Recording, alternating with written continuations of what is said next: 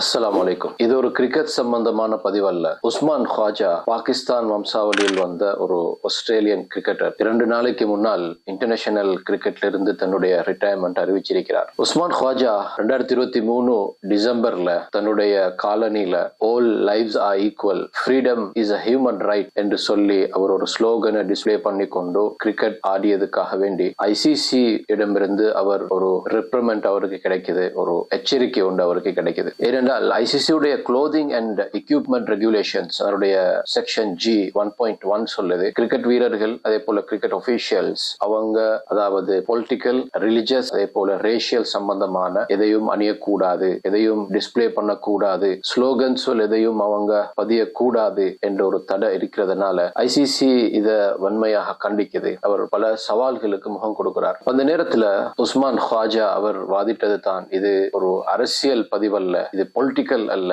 இது ஹியூமனிடேரியன் மனித உரிமைக்கான ஒரு பதிவு. ஏனென்றால் அவர் சொன்ன விடயம் எல்லா உயிர்களும் சமம், சுதந்திரம் என்பது அது மனிதனுடைய உரிமை என்ற விடயத்தை தான் அவர் பேசினார். காசால நடக்கக்கூடிய அந்த இன அழிப்புடைய விடயத்துல மிகவும் உணர்வுபூர்வமாக அதற்காக குரல் எழுப்பிய ஒரு நபர் தான் அவர். அவர் ஒரு கட்டத்துல சொன்னார், எனக்கும் குழந்தைகள் இருக்குது, பெண் குழந்தைகள் இருக்கிறாங்க. காசால அந்த குழந்தைகள் அவங்களுக்கு செய்யப்படுகின்ற அநியாயங்களை பார்க்கும் பொழுது அது என்னுடைய குழந்தைகளாக இருந்தால் எப்படி இருக்கும் என்று நான் யோசிக்கிறேன். அதனால என்னால இதுக்கு எதிராக குரல் எழுப்பாம இருக்க முடியாது என்று சொல்லி உணர்வுபூர்வமாக அவர் பேசியிருந்தார். கடைசியில அவர் ஐசிசியிடம் அதாவது ஒரு பீஸ் டவ் ஒன்று, அதாவது ஒரு சமாதான புறாவுடைய ஒரு லோகோ ஒன்று அவர் டிஸ்பிளே பண்றதுக்கு அனுமதி கேட்டும் அந்த அனுமதியும் அவருக்கு கொடுக்கப்பட இல்லை. உஸ்மான் ख्वाजा அவருடைய எக்ஸ் கிரிக்கெட்டர்ஸ் அதே போல மெயின் ஸ்ட்ரீம் மீடியால பலவிதமான விமர்சனங்களுக்கு உள்ளாகிறார். பலவிதமான ரேஷியல் ஸ்டீரியோடைப்ஸ் அதாவது இனவெறி முத்திரைகள் அவர் மீது குத்தப்படுது. இது எல்லாத்தையும் தாண்டி